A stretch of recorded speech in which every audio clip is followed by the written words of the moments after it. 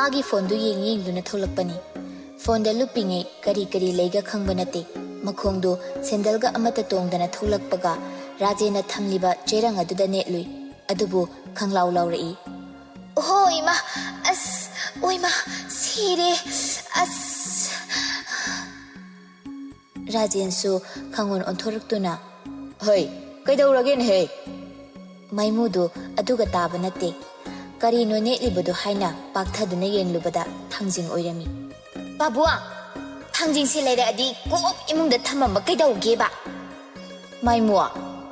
नोंग मरक्सिदा चटलुबगी sandal से लेखोमो लेनांगो इमुंगदा चंगबदु नुंगाइतेदना hyphae चामथोगा चंगेना थमिनिने नंगदि कनाना नमाय नमितो हन्नतुना येंगुनु हाइगेने हो ऐसुने Aruba पाउनी पारिसे phone बु फाख्रदिने नंगना लुदबा लेरोय हाइरिसिनी बाबुआ हाउने सिबु चुम्मिब्राइबा मैमुआ ओथोकना नुंगाइखिद्रेदा को ओइबा नंगना हाइनिंगबो अदो नाखै सिंगना हायु अदुगने चुम्मि लाली हाइबदो ऐ कोन हाइगे वादो करिनो हाइबा ताजिङैदने चुम्मि लाली हाइबदि ऐदि ngमोइको होइनी अदुसु चुम्मिने येंगुको पाबुंग ऐ हाइरक्केबा मणिपुर से याम लवाई ताइदा साथीना ताइ हाइसिनी खजिक्तगा ताबा नते लीलागी वारी फजबा मयामदुनने लोइना लौरे अदुगा फिल्म ओंथोक्तना नम्मे अदुगा लीला कांगबुदुनने वारीदो फिल्मदा ओलुबददि यारोय काइना थिंगी सिबु करिनोबा अदुगने मरमदुनने कैगी ओइरमी खंगब्रा नुपी साबीनने हीरोइन कुंबैनी नते सिबु ताबा याबा वाराबा हेरा माइमु मीगिसुने वारी अमा लेजरमनी कैगी वारी लेबनो मणिपुरी फिल्म बुदिने लीलाना साथीना फजबा हेलिको माइमुआ ऐ नंगो सिनबा ngamjararoiko namaga tanaruro nangi warido ho taningoye noidi taningoi noina taningdoise khabar da irakpa wari kansu kanadraba discussion khara adu mangaire maimu asi hairamlaga phet haidoktuna chekki rajensu nokmi yenglaga makhong chamidu loisinduna imungda changlakpani ngasigi oina rajensi maimuga ungnaduna talayu haina tamlamlabra khangde माना चंगकपदा माइमुदो सनागा पुन्ना सोफादुदा फमदुना phone अदुसु येंमिनरमी सनाना होइने हे माइमुआ हाइगुमदना ओंथोकना साउनिङेदको सैता अदुने मी इमाइबेमा अइखोय अनिना येंसि Kine हाइनबदो अदुने मी अइदि नंगना हाइरकांदा खंगिने अस इमाइबेमा अइ याम साउनिङेदा हाय माइमुआ सिगिसु थोबा मा लेजरमनी अखोइना स्वाइदा खन्ना नैनरगने ओइबे यादौबा नते नंगने लेसिंगदो अमुक्ता येंबिरुजो इबेमसु हंदक मरक्तिने लेरोमदा माइ क्या ओनसिंद्रे नंगना अमुक्ता येंबिरुजो माइमु खुमलमदना fate हाइदोक्तुना थोखि राजेना तौरिसे ओने मसीदेबा हाय mama नसानुपादी ओ ngasiदिने मी खरे appointment लई माले असोम संगोइदा लेरिसे कैदौरगी मोय पाबुआ होइने हे अदो mama ओ हाइबियो करी हाइगे नंगी फजबसे हंदे नेको हैमा माइदा कदोम दैनो फजबा हंदे काइना मुक तौबिरे सिबो हो करीनो सुनमक्ता बोइबा येंगुने नंगसु सहिदि याम सिले सी फावबा सेली इलिबा सिंगसे इचम जम्बो ओइरबसु इनौतनौ मिच्चे इंगेबा सना ममित का पैरप येंगलदुना हो हनुरीदिने मोय पाबुंग ओइरमनी ऐदि हनुजदेको कई कांदबदा सना असी हाइरमदुना थोख्रे राजेनसु नोमी हाइहौरी नुपीदा चही हंगुनु नुपादा तोलब हंगुनु हाइबसे चुमदि चुमबजानी हे सोमदना nganbadu स्कूल दो एग्जाम तौरमदागी सुती थारिबा ओइबना इतत ततना राधिका होगी थोंगाल मपादुदा लेपलरबनी राधिका सु खंगदबा नत्ते अदुबो थोलक्तुना उनब्रा हाइबदी उनरुदे nganbana adumna leiringi tanja aduda mapagi phone lai nganbana hello pabuang hey hello pabung nate nang gadai da leige imanabagi mayumda nganba oidaba ngangan nupi bu madaro ha ꯍꯥꯏꯖꯕꯝ ꯊꯣꯛꯄ ꯍꯥꯏꯖꯔꯦꯗꯅ ꯌꯥꯗ꯭ꯔꯦ ꯀꯔꯤ ꯎꯄꯥꯏ ꯂꯩꯒꯦ ꯌꯨꯝꯗ ꯍꯜꯂꯛꯅꯕ ꯇꯧ ꯍꯌꯦꯡꯅꯦ ꯏꯊꯛꯇ ꯃꯤꯅ ꯋꯥ ꯉꯥꯡꯅꯕ ꯁꯤꯟꯒꯅꯨ ꯃꯤꯒꯤꯁꯨ ꯂꯩꯀꯥꯏ ꯄꯥꯜꯂꯤꯕꯅꯤꯀꯣ ꯑꯗꯨ ꯈꯪꯉꯨ ꯑꯁ ꯄꯥꯕꯨꯡ ꯀꯩꯅꯥ ꯀꯠꯄ ꯀꯥꯏꯗꯣ ꯀꯠꯄꯤꯔꯛꯑꯗꯤ ꯅꯨꯡꯉꯥꯏꯗꯧꯅꯤ ꯑꯁꯦꯡꯕ ꯇꯧꯔꯤꯁꯤ ꯌꯦꯡꯉꯨꯅꯦ ꯃꯁꯤꯕꯣ ꯍꯣꯏ ꯂꯥꯛꯅꯕ ꯇꯧꯔꯣꯀꯣ ꯆꯥꯛ ꯂꯣꯏꯁꯤꯜꯂꯛꯑꯕꯅꯤ ꯄꯥꯕꯨꯡ ꯃꯤ ꯑꯃꯒꯤ ꯆꯥꯛꯇꯤ ꯍꯦꯟꯖꯤꯟꯕꯤꯔꯝꯃꯨꯀꯣ ꯁ꯭ꯌꯥꯝꯅ ꯍꯥꯏꯔꯛꯇ꯭ꯔꯤꯉꯩ ꯉꯥꯟꯕꯗꯨ ꯐꯣꯟ ꯑꯗꯨꯝ ꯊꯝꯈ꯭ꯔꯦ ꯑꯗꯨꯒ ꯔꯥꯙꯤꯀꯥ ꯊꯣꯛꯂꯛꯄ ꯉꯥꯏꯔꯤ ꯑꯗꯨꯕꯨ ꯊꯣꯛꯂꯛꯑꯕꯁꯨ ꯊꯣꯡꯒꯥꯜ ꯋꯥꯡꯃꯗꯤ ꯂꯥꯜꯂꯛꯇꯦ ꯔꯥꯙꯤꯀꯥꯗꯨ ꯅꯨꯃꯤꯗꯥꯡ ꯋꯥꯏꯔꯝꯒꯤ ꯋꯥꯏ ꯇꯥꯁꯤꯟꯕ ꯊꯣꯛꯂꯛꯄꯅꯤ ꯉꯥꯟꯕ ꯑꯗꯨ ꯍꯦꯛ ꯎꯕꯒ ꯒꯥꯔꯤ ꯑꯗꯨ ꯈꯥꯝꯂꯝꯂꯒ ꯈꯔ ꯆꯪꯁꯤꯜꯂꯛꯇꯨꯅ ꯔꯥꯙꯤꯀꯥꯅ ꯂꯩꯔꯤꯕ ꯑꯗꯨꯒ ꯆꯥꯟꯅꯅ ꯂꯩꯔꯗꯨꯅ ꯃꯈꯨꯠꯇ ꯁꯤꯔꯤꯕ ꯈꯨꯗꯥꯡ ꯘꯔꯤ ꯑꯗꯨꯅ ꯅꯨꯡꯁꯥ ꯌꯩꯍꯟꯗꯨꯅ ꯁꯥꯟꯅꯔꯤ ꯔꯥꯙꯤꯀꯥ ꯑꯍꯥꯟꯕꯗꯗꯤ ꯊꯣꯏꯅ ꯈꯟꯖꯤꯜꯂꯨꯗꯦ ꯑꯁꯨꯝ ꯇꯧꯔꯛꯂꯕ ꯑꯗꯨꯗꯗꯤ ꯁꯨꯝꯆꯤꯠꯇꯨ ꯏꯔꯦꯟꯅ ꯄꯥꯏꯔꯒ ꯔꯥꯙꯤꯀꯥꯗꯨ ꯊꯣꯛꯂꯛꯏ ꯉꯥꯟꯕ ꯃꯗꯨ ꯎꯕꯗ ꯇꯍꯥ ꯇꯍꯥ ꯆꯦꯟꯁꯤꯟꯗꯨꯅ ꯀꯩꯁꯨ ꯇꯧꯗꯕ ꯑꯃꯒꯨꯝ ꯒꯥꯔꯤ ꯑꯗꯨꯗ ꯑꯃꯨꯛ ꯐꯝꯗꯨꯅ ꯂꯩ ꯔꯥꯙꯤꯀꯥꯅ ꯈꯪꯅꯦꯕ ꯉꯁꯤꯗꯤ ꯃꯤꯠꯀ ꯊꯛꯍꯟꯕ ꯁꯥꯗꯅ ꯂꯣꯏ ꯆꯥꯏꯍꯟꯒꯦ ꯉꯁꯤ ꯀꯔꯝꯕ ꯃꯊꯣꯡ ꯍꯨꯛꯇꯕ ꯃꯤꯅꯣ ꯍꯧꯖꯤꯛꯀꯤꯗꯨꯕꯣ ꯔꯥꯙꯤꯀꯥ ꯊꯣꯡꯒꯥꯜ ꯑꯗꯨꯗ ꯂꯦꯞꯄꯒ ꯑꯃꯨꯛꯀꯁꯨ ꯍꯥꯏ ꯀꯔꯝꯕ ꯃꯤꯅꯣ ꯍꯧꯖꯤꯛꯀꯤꯗꯣ ꯃꯤ ꯌꯥꯝ ꯎꯁꯤꯠꯇ꯭ꯔꯤꯁꯦ ꯀꯩꯒꯤꯅꯣꯕ ꯑꯉꯥꯡ ꯈꯔ ꯂꯥꯛꯑꯝꯕꯅꯤ ꯑꯩꯅ ꯇꯥꯟꯈ꯭ꯔꯦ ꯔꯥꯙꯤꯀꯥ ꯈꯣꯟꯖꯦꯜ ꯑꯗꯨꯗ ꯌꯦꯡꯂꯛꯏ ꯉꯥꯟꯕ ꯑꯣꯏꯔꯝꯕꯗꯨꯗ ꯁꯨꯝꯆꯤꯠꯇꯨꯅ ꯉꯥꯟꯕꯗ ꯑꯣꯟꯁꯤꯜꯂꯒ ꯃꯈꯨꯠ ꯃꯁꯥ ꯇꯧꯗꯨꯅ ꯍꯥꯏꯔꯛꯏ ꯂꯩꯀꯥꯏ ꯑꯉꯥꯡ ꯑꯣꯏꯔꯝꯃꯣꯏ ꯅꯪ ꯑꯣꯏꯔꯝꯅꯤ ꯈꯪꯉꯕꯅꯦ ꯑꯩꯅ ꯉꯥꯟꯕ ꯒꯥꯔꯤ ꯑꯗꯨꯗꯒꯤ ꯀꯨꯝꯊꯔꯛꯑꯒ ꯍꯦꯔꯥ ꯁꯨꯝꯆꯤꯠ ꯃꯇꯣꯟꯗꯨꯒꯀꯣ ꯀꯅꯥꯅ ꯀꯩꯗꯧꯔꯛꯏꯅꯣ ꯂꯥꯟ ꯂꯥꯛꯄꯗꯧꯅ ꯁꯨꯝꯆꯤꯠꯀ ꯄꯥꯏꯗꯅ ꯆꯦꯟꯊꯣꯔꯛꯏꯁꯤꯕꯣ ꯈꯪꯗꯦꯗ ꯅꯨꯡꯁꯥ ꯃꯉꯥ ꯑꯁꯤꯗ ꯃꯤꯠ ꯁꯨꯝ ꯊꯛꯍꯟꯕ ꯑꯣꯏ ꯅꯁꯛ ꯅꯇꯧ ꯌꯥꯝ ꯐꯖꯕꯩ ꯇꯥꯏꯞꯇꯅꯦ ꯅꯨꯃꯤꯠ ꯇꯥꯔꯝꯗꯥꯏꯒꯤ ꯌꯥꯛꯅ ꯁꯥꯔꯛꯄ ꯅꯨꯡꯁꯥꯗ ꯅꯃꯤꯠ ꯊꯛꯆꯕꯗꯨꯕꯨ ꯃꯤꯅ ꯊꯛꯍꯜꯂꯦ ꯀꯥꯏꯗꯨꯗꯤ ꯆꯥꯅꯕ ꯈꯤꯇꯪ ꯋꯥꯠꯇ꯭ꯔꯣ ꯔꯥꯙꯤꯀꯥ ꯉꯁꯥꯏꯅꯗꯤ ꯈꯪꯂꯕꯅꯤ ꯉꯥꯟꯕꯅꯅꯤ ꯍꯥꯏꯕ ꯑꯗꯨꯕꯨ ꯈꯪꯗꯕ ꯁꯥꯁꯤꯟꯅꯗꯨꯅ ꯑꯗꯨꯃꯛ ꯇꯧꯔꯤꯕꯅꯤ ꯗꯥꯉꯥꯟꯕ ꯅꯪ ꯑꯁꯤ ꯍꯥꯏꯗꯨꯅ ꯁꯨꯝꯆꯤꯠꯇꯨꯅ ꯂꯩꯃꯥꯏꯗ ꯉꯥꯟꯕꯒ ꯈꯔ ꯅꯛꯂꯞꯅ ꯀꯜꯂꯤ ꯉꯥꯟꯕꯁꯨ ꯅꯨꯡꯉꯥꯏꯕꯣꯏ ꯀꯩꯕꯣꯏ ꯆꯣꯡꯒꯥꯟ ꯀꯥꯟꯗꯨꯅ ꯑꯗꯨꯝ ꯂꯩ ꯆꯠꯈ꯭ꯔ ꯆꯠꯂꯣ ꯅꯪ ꯑꯝꯇ ꯆꯠꯂꯣꯏ ꯅꯪꯅ ꯀꯟꯁꯨ ꯀꯟꯗꯕ ꯊꯃꯣꯏꯁꯦ ꯀꯟꯕꯁꯨ ꯌꯥꯝ ꯁꯥꯔꯤꯁꯦ ꯀꯩꯒꯤꯅꯣꯕ ꯁꯥꯕꯅꯤꯗꯅ ꯀꯟꯕꯗꯤ ꯀꯟꯗꯦ ꯀꯩꯁꯨ ꯑꯗꯨ ꯗꯥꯉꯥꯟꯕ ꯍꯥꯎ ꯍꯥꯏꯌꯣ ꯌꯨꯝꯗ ꯍꯜꯂꯣꯕ ꯅꯪꯅ ꯁꯨꯃꯥꯏ ꯁꯨꯝ ꯂꯩꯕꯁꯦ ꯐꯖꯗꯦꯕ ꯑꯗꯣ ꯐꯖꯒꯗꯕ ꯃꯑꯣꯡ ꯑꯝꯇꯗꯤ ꯍꯥꯏꯌꯨꯗꯅ ꯑꯩ ꯂꯩꯒꯦꯕ ꯑꯁ ꯇꯥꯅꯤꯡꯗꯦꯕ ꯇꯥꯗ ꯌꯥꯔꯣꯏꯕꯣ ꯑꯩꯗꯤ ꯑꯁꯤ ꯍꯥꯏꯅ ꯔꯥꯙꯤꯀꯥꯒꯤ ꯁꯕꯥꯟ ꯑꯗꯨ ꯈꯣꯡꯗꯒꯤ ꯇꯣꯟ ꯐꯥꯎꯕ ꯌꯦꯡꯂꯤ ꯑꯗꯨꯒ ꯇꯞꯅ ꯁꯣꯜꯂꯤ ꯍꯦꯔꯥ ꯅꯪꯅ ꯆꯥꯗꯅ ꯀꯌꯥꯝ ꯆꯥꯗꯣꯏꯅꯣ ꯂꯥꯛꯑꯣ ꯌꯥꯔꯦ ꯀꯩꯅꯣ ꯍꯥꯏꯁꯦ ꯆꯦꯜꯂꯗꯧꯅꯤ ꯑꯁ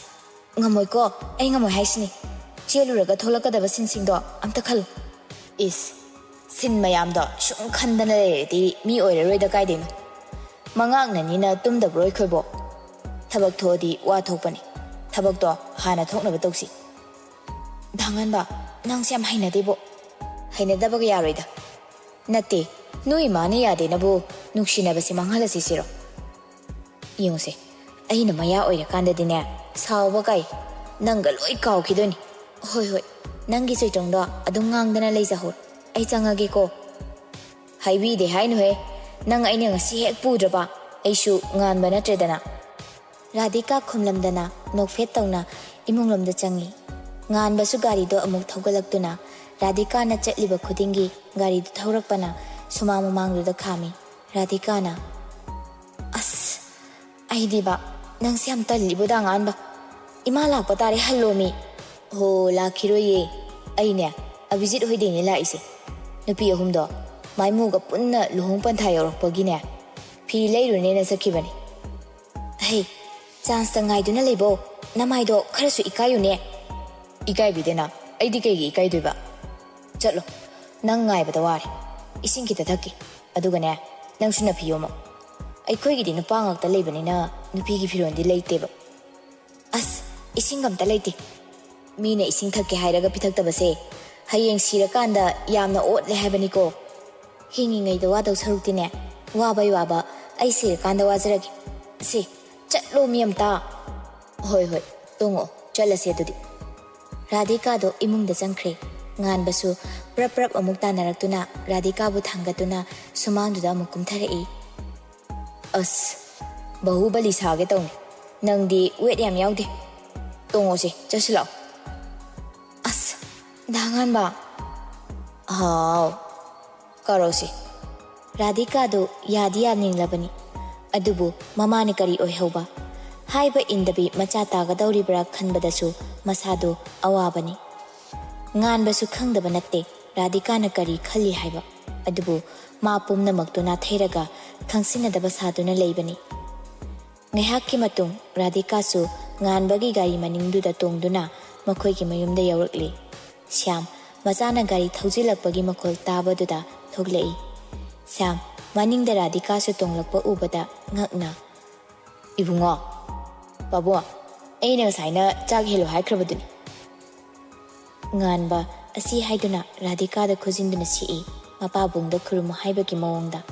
ꯔꯥꯙꯤꯀꯥꯁꯨ ꯆꯪꯁꯤꯟꯗꯨꯅ ꯈꯨꯔꯨꯝꯃꯤ ꯑꯗꯨꯒ ꯍꯥꯏꯔꯛꯏ ꯄꯥꯕꯨꯡ ꯅꯆꯥꯕꯨꯡ ꯑꯁꯤꯗꯒꯤ ꯄꯥꯕꯨꯡꯅ ꯑꯌꯥꯕ ꯄꯤꯕꯤꯗꯨꯅ ꯁꯥꯒꯩ ꯑꯁꯤꯗ ꯆꯪꯍꯟꯕꯤꯌꯨ ꯁ꯭ꯌꯥꯝꯗꯣ ꯇꯧꯐꯝ ꯈꯪꯗ꯭ꯔꯦ ꯅꯥꯛ ꯌꯦꯠ ꯀꯣꯌꯦꯡ ꯌꯦꯡꯗꯨꯅ ꯂꯩ ꯉꯥꯟꯕꯅ ꯄꯥꯕꯨꯡ ꯁ꯭ꯌꯥꯝ ꯑꯐꯤꯡ ꯑꯐꯥꯏ ꯑꯣꯏꯅ ꯍꯥꯎ ꯍꯣꯏ ꯍꯧꯒꯠꯂꯣ ꯏꯕꯦꯝꯃ ꯏꯕꯨꯡꯉꯣ ꯅꯨꯄꯤ ꯃꯆꯥꯁꯤ ꯏꯃꯨꯡꯗ ꯄꯨꯁꯤꯟꯕꯤꯔꯨꯔꯣ ꯍꯣꯏ ꯄꯥꯕꯨꯡ ꯉꯥꯟꯕ ꯑꯁꯤ ꯍꯥꯏꯗꯨꯅ ꯔꯥꯙꯤꯀꯥꯕꯨ ꯏꯃꯨꯡꯗ ꯄꯨꯁꯤꯜꯂꯛꯏ ꯏꯃꯨꯡ ꯆꯪꯂꯛꯄꯒꯤ ꯂꯝꯕꯤꯗꯅꯤ ꯉꯥꯟꯕꯅ ꯑꯩꯈꯣꯏ ꯄꯥꯕꯨꯡꯁꯤ ꯃꯃꯧ ꯐꯖꯕꯤ ꯑꯃ ꯎꯕꯁꯤꯗ ꯏꯉꯥꯎ ꯉꯥꯎꯔ ꯃꯥꯜꯂꯦꯅꯦ ꯁ꯭ꯌꯥꯝ ꯃꯄꯥꯟꯗ ꯃꯊꯟꯇ ꯃꯀꯣꯛꯇ ꯃꯈꯨꯠ ꯍꯥꯞꯂꯕꯅꯤ ꯃꯊꯟꯇꯁꯨ ꯈꯟꯖꯩ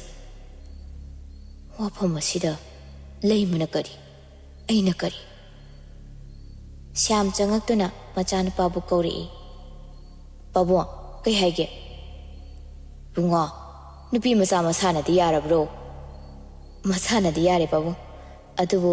ꯃꯃꯥꯅꯗꯤ ꯌꯥꯗꯦ ꯐꯤꯕꯝ ꯑꯃꯨꯛ ꯇꯥꯔꯣꯏꯗꯧꯔꯤꯕ ꯖꯥꯠꯂꯣ ꯏꯄꯥꯗꯤꯅꯦ ꯃꯥꯌꯣꯛꯅꯕꯒꯤ ꯊꯧꯅꯥꯒ ꯂꯩꯒꯗꯕ ꯃꯥꯟꯗꯦꯅꯦ ꯍꯦꯔꯥ ꯄꯥꯕꯨꯡ ꯅꯆꯥꯅ ꯄꯥꯝꯃꯦꯅ ꯄꯨꯔꯛꯑꯒꯕꯨ ꯏꯁꯥ ꯌꯥꯅꯔꯦ ꯅꯨꯡꯁꯤꯅꯔꯦ ꯍꯥꯏꯕꯗ ꯀꯅꯥꯅꯅꯣ ꯊꯤꯡꯗꯣꯏꯁꯦ ꯁ꯭ꯌꯥꯝ ꯁꯣꯔ ꯁꯥꯡꯅ ꯍꯣꯟꯗꯣꯛꯇꯨꯅ ꯌꯦꯡꯉꯁꯤ ꯑꯗꯨꯕꯨꯅꯦ ꯅꯨꯄꯤ ꯃꯆꯥ ꯑꯁꯤꯒꯤ ꯃꯐꯤ ꯃꯔꯣꯜ ꯍꯣꯡꯗꯣꯛꯅꯕꯗꯤ ꯑꯩꯈꯣꯏꯒꯤꯁꯤꯗꯗꯤ ꯑꯃꯠꯇꯁꯨ ꯂꯩꯇꯦ ꯑꯩꯅꯗꯤ ꯈꯔ ꯄꯨꯔꯛꯑꯣ ꯍꯥꯏꯕꯅꯤ ꯑꯁꯤꯁꯨ ꯂꯥꯛꯅꯤꯗ ꯈꯪꯉꯦ ꯑꯣꯏꯕ ꯍꯩ ꯌꯥꯔꯦ ꯑꯩꯅꯦ ꯑꯋꯥꯡꯒꯤ ꯅꯅꯦ ꯕꯤꯂꯥꯗ ꯑꯃꯨꯛꯇ ꯍꯪꯈꯤꯒꯦ ꯉꯥꯏꯍꯥꯛ ꯂꯩꯔꯝꯃꯨꯀꯣ ꯂꯩꯗ ꯂꯩꯇ꯭ꯔꯒꯅ ꯂꯩꯔꯨꯔꯒ ꯂꯣꯏꯔꯦꯗꯅ ꯍꯣꯏ ꯄꯥꯕꯨꯡ ꯁ꯭ꯌꯥꯝ ꯊꯣꯛꯈ꯭ꯔꯦ ꯉꯥꯟꯕꯁꯨ ꯃꯅꯨꯡꯗ ꯑꯃꯨꯛ ꯆꯪꯂꯛꯏ ꯔꯥꯙꯤꯀꯥ ꯇꯞꯅ ꯉꯥꯟꯕ ꯉꯥꯟꯕꯁꯨ ꯍꯟꯗꯛꯇꯤ ꯐꯥꯒꯤ ꯇꯥꯊꯣꯛꯇ꯭ꯔꯦ ꯆꯪꯁꯤꯜꯂꯛꯇꯨꯅ ꯔꯥꯙꯤꯀꯥꯒꯤ ꯅꯥꯀꯟꯗ ꯐꯝꯊꯗꯨꯅ ꯏꯃꯥꯅ ꯑꯩꯉꯣꯟꯗ ꯌꯥꯝ ꯋꯥꯔꯧꯔꯝꯃꯅꯤꯀꯣ ꯃꯥꯅ ꯊꯕꯛ ꯍꯜꯂꯛꯄꯗ ꯑꯩ ꯂꯩꯔꯝꯗꯕꯗꯣ ꯔꯥꯙꯤꯀꯥ ꯏꯃꯥꯅ ꯑꯩꯕꯨ ꯌꯥꯗꯕꯒꯤ ꯃꯔꯝ ꯑꯩ ꯈꯪꯗꯦ ꯑꯗꯨꯕꯨ ꯑꯩꯗꯤ ꯅꯪꯕꯨ ꯊꯃꯣꯏ ꯁꯦꯡꯅ ꯅꯨꯡꯁꯤꯏ ꯑꯗꯨꯅ ꯑꯩꯁꯨ ꯈꯔ ꯈꯖꯤꯛꯇꯤ ꯍꯦꯟꯖꯤꯟꯈ꯭ꯔꯦ ꯔꯥꯙꯤꯀꯥ ꯃꯤꯠꯂꯨ ꯄꯤꯔꯥꯡ ꯏꯍꯧꯗꯨꯅ ꯗꯥꯉꯥꯟꯕ ꯑꯩꯁꯨ ꯗꯥꯉꯥꯟꯕꯕꯨ ꯊꯃꯣꯏ ꯁꯦꯡꯅ ꯅꯨꯡꯁꯤꯏ ꯑꯗꯨꯃꯛꯅ ꯏꯃꯥꯅ ꯇꯠꯇꯅ ꯍꯥꯏꯕ ꯋꯥ ꯇꯨꯡꯑꯣꯏꯅꯔꯝꯂꯒ ꯉꯁꯤ ꯅꯅꯥꯛꯇ ꯂꯩꯔꯤꯕꯁꯤꯅꯤ ꯑꯗꯨꯕꯨ ꯑꯩꯒꯤ ꯂꯥꯏꯔꯕꯤ ꯏꯃꯥ ꯃꯥꯒꯤꯅꯤ ꯍꯥꯏꯕꯗ ꯑꯩ ꯅꯠꯇꯅ ꯀꯅꯥꯁꯨ ꯂꯩꯇ꯭ꯔꯕ ꯑꯩꯒꯤꯅꯤ ꯍꯥꯏꯕꯗꯁꯨ ꯃꯥ ꯅꯠꯇꯅ ꯂꯩꯇ꯭ꯔꯕ ꯁꯤꯗ ꯑꯩꯅ ꯇꯧꯔꯤꯁꯦ ꯀꯩꯅꯣ ꯑꯩ ꯈꯪꯗ꯭ꯔꯦ ꯋꯥꯔꯕꯁꯨ ꯋꯥꯅ ꯑꯍꯤꯡꯁꯤꯃꯇꯪꯒ ꯍꯧꯈ꯭ꯔꯕꯗꯤ ꯍꯌꯦꯡꯒꯤꯗꯤ ꯊꯣꯕ ꯑꯃ ꯂꯥꯛꯆꯔꯅꯤꯗ ꯃꯣꯏꯅꯁꯨ ꯁꯥꯎꯔꯤꯅꯤ ꯍꯥꯏꯗꯅ ꯄꯪꯇꯧꯗ ꯇꯧꯕ ꯌꯥꯕ ꯅꯠꯇꯦꯗ ꯄꯥꯕꯨꯡꯗꯤ ꯀꯩꯝꯇ ꯍꯥꯏꯗ꯭ꯔꯣ ꯀꯩ ꯍꯥꯏꯗꯣꯏꯅꯣ ꯃꯃꯧ ꯃꯁꯛ ꯐꯖꯕꯤ ꯑꯃ ꯐꯪꯕꯁꯤꯗꯅꯦ ꯉꯁꯥꯏꯅ ꯉꯥꯎꯈ꯭ꯔꯗꯨꯅꯤ ꯑꯁ ꯇꯥꯅꯤꯡꯗꯦꯍꯦ ꯑꯗꯣ ꯄꯥꯕꯨꯡꯅ ꯃꯄꯥꯟꯗ ꯀꯧꯊꯣꯔꯛꯏꯗꯣ ꯀꯩ ꯍꯥꯏꯅꯣ ꯍꯣ ꯅꯪꯒꯤ ꯁꯦꯠꯅ ꯏꯟꯅꯕ ꯂꯩꯇꯦ ꯕꯖꯥꯔ ꯐꯥꯎꯗ ꯆꯠꯂꯨꯈꯤꯒꯦ ꯍꯥꯏꯗꯅꯅꯦ ꯍꯥꯏꯔꯝꯕꯅꯤ ꯅꯪꯁꯦ ꯐꯖꯅ ꯁꯦꯟꯅꯔꯝꯃꯣ ꯍꯥꯏꯗꯅ ꯑꯩ ꯈꯪꯗꯦꯗ ꯀꯔꯤꯅꯣ ꯑꯣꯏꯔꯛꯀꯗꯕꯁꯦ ꯑꯩꯁꯨ ꯈꯪꯗꯦ ꯑꯣꯏꯔꯛꯀꯗꯕꯁꯦ ꯆꯞ ꯃꯥꯟꯅꯩ ꯑꯗꯨꯅꯅꯦ ꯊꯣꯕ ꯑꯃ ꯂꯥꯛꯆꯔꯅꯤ ꯗꯥꯉꯥꯟꯕꯗ ꯏꯃꯥꯅ ꯑꯁꯨꯛ ꯌꯥꯝꯅ ꯌꯥꯗ꯭ꯔꯤꯕꯁꯤꯅ ꯀꯩꯒꯤꯅꯣ ꯑꯩ ꯈꯪꯗ꯭ꯔꯦꯗ ꯀꯔꯝꯕ ꯃꯃꯥ ꯑꯃꯅ ꯃꯆꯥꯕꯨ ꯑꯩꯒꯨꯝꯕ ꯂꯥꯏꯔꯕ ꯏꯄꯥ ꯏꯆꯥꯈꯛ ꯇꯔꯛ ꯇꯔꯛ ꯂꯩꯖꯕ ꯑꯃꯗ ꯊꯥꯅꯤꯡꯗꯣꯏꯅꯣ? ꯋꯥꯈꯜ ꯋꯥꯡꯂꯝꯒꯅꯤ ꯃꯥꯒꯤꯁꯨ. 이틱 이빠 사드나 와칼 왕바수 야바나테다. 와칼 mayamdo loina kairaga mathang mathang nantharaadi bera karoidro. O imana nangse yam pamujaba. Adugi oram taredana. Manaktagi sungen hendo haningdabage. Is aidi nangni hen pamujare. Migi ga oikidawdo. Imai kaino ha? Ngasidi numit kase sungta tadaw mande. Is yare bungo. Siamsu mapi marol do leiruraga lai. Siamna Bema se si hongdo. Aikoi gidine nupi de leba natabanina sigumba sidi leitre. Aduna niko yani da babu ai si sum setke. Hai adu daw hidi. Chatnade hongdo se. Hangnabagi nane hoisu ngaihak lao haidana hairambani. Lakjarani nganba lao. Siam ga nganbaga du thokre. Amaromdana Fising uraba matung bazarda mukjangduna kaino khara leiri. Khushina indomja haikak se khara leibi khise Radhika di am pambani. Sanana ihe Radhika hairaganya magi ngahangi rani manawgi shutto ngasi purakani haibani. Amukta lobi khisi Maimuna Imai pema no nupi sidi bako ngasai gi phidubu phi amadane lising tara tarit ni imai pema Kushina Ta Maimuna khangba nateda ado ngasi lising tara tarit pidana leiriba phise nungtigi indawbadi natedana kuina thamgadaba potnina phajaba kuina chatkadaba khanbani oidi amurak puset khradine amuk hana setpasu yade nupa oina pokpiramise amarondidi phaiko Hai Maimua taning ko nang nupa gi siyeng khongup lising ani dagi taba leiri bro ha leirabasu branded natradi tongning bro noibo nangna tongiba khongup tu nangna napabung dangang laga leikhibado kayano ha kaya da noiba imai pim ai si jinse phana kalena de leijabani adubunya noigebu he ngangnaraba yade kaidana ma ipha phajili Itay malay masina kaino sanari wari sida hoi mai gamta haidi wani Leima nokladuna khumlai Ho nang na ngangli ngai dane Itay mathatpagi pangal ga leijade ko Itay ma nayumda thilamo hairo kaino Leimana Maimo numidangi sak wali Leima yare numidangi sak tu dine aina bu thongasu ibemana bu thongasu adum thonglage Nangsu ngasai chatlubagi waramani pothajaruro adudi aikhoida changagane chaga thakidawni koi mai bema thaktoini kaino makhoi marisu wari sa saduna leigadaba pochai singdu leiraba matungda leimadu thinba lai leimagi mayum yoraduna changakpada leima mathanta soli aima masibo muktum sindana leiraba khangdene wahai su taide lai thomaiga so amata thandene masibo Leimana Imai bema kakhalo ai salo luge Leimasu ngahaki matung chalonduna puthori Kushina indomja Radhika di aikhoi laiga se kemta tada basala sungthok tholakti Leimana Tumi bra khangdene tawrise ai howdoge ko Leima masagi kada changlakpada Radhika du leiramje Leima sakhumda su leiramde maningda mukjangduna yengi Leiramdabaduda taha thoglei Maimuna Aima kaino iteima laitinga mo ongnara bro Radhika kauru soina changkhraga tawridubo yaroine maninga si isong songeba aine noma tatonda hairaga phandat pigi nate maibi ama kauru zoro sanana hairi Maimo nangse pharakti phajana di phuiko Leima kaidawrage adu pakhalidubo Imai bema Radhika do leiramdre mi karino ne haisibo nangbu yumda lehowe haidaine yumda lehobani hauji leiramdre ho leisabina leiramdababu kaino chenkiba oiramni chenba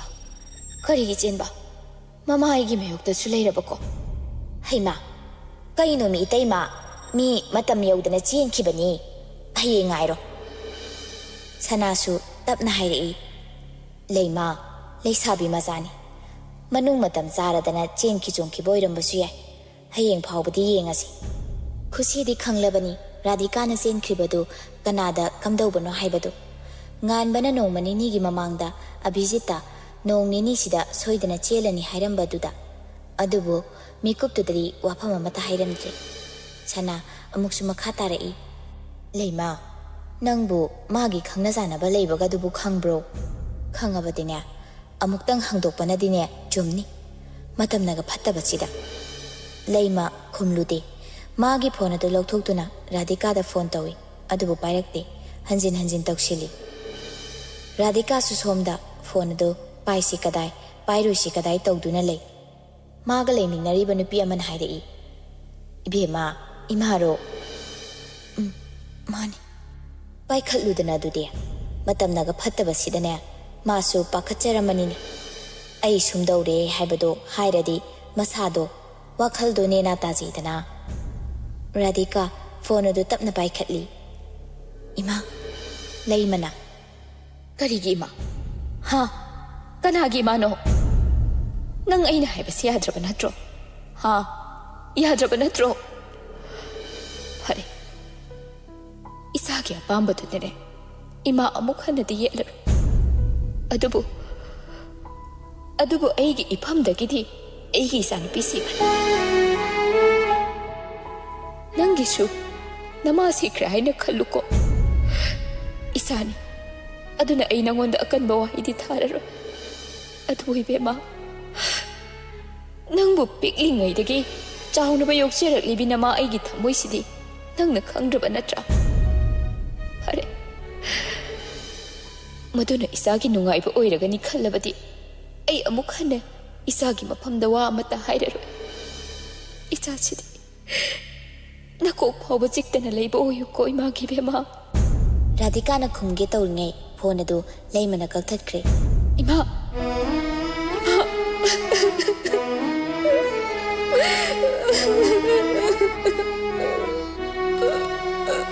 Radhika khonjel thokna hik hik launa kaplagli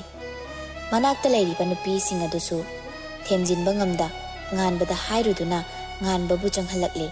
nganbana Radhika kaidawre se kanana kai hairage danganba ayumda halage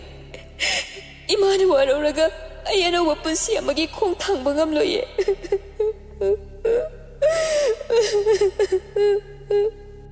se kapise hana uto imana kai hairino imado yam waruna phone torami ayumda thinbiru danganba nangi nungsibasidi ai lengdana thamge adumakna ai punsi chupa yum pandrabasu laikige adubu imana warubade ai khangba ngamoye danganba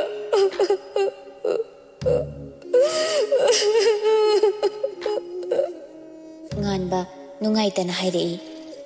Radhika nangai kemta khandrabra khalle nakoi khudimaki khalle khanbadadane ayumda halage punsi chupa yum pandana leizarage hairibase adu yaro adudi ai sikro haibro ha ai siraga loina peladro ai sikro haibro ai na khoi sing siam nusiye ai na khoi amata kaina ba pamdiye nusiye noise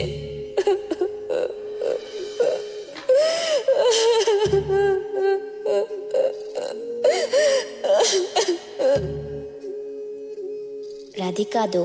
asi haina hikik launa nganbabu chejet konsinduna kapli nganbasu tophum khangda Radhika bu tapna phathaba oina nan thabiraga tapna hairei nang yam nungaitradi ai thinbiraki nang sumaina kapase ai nungaiti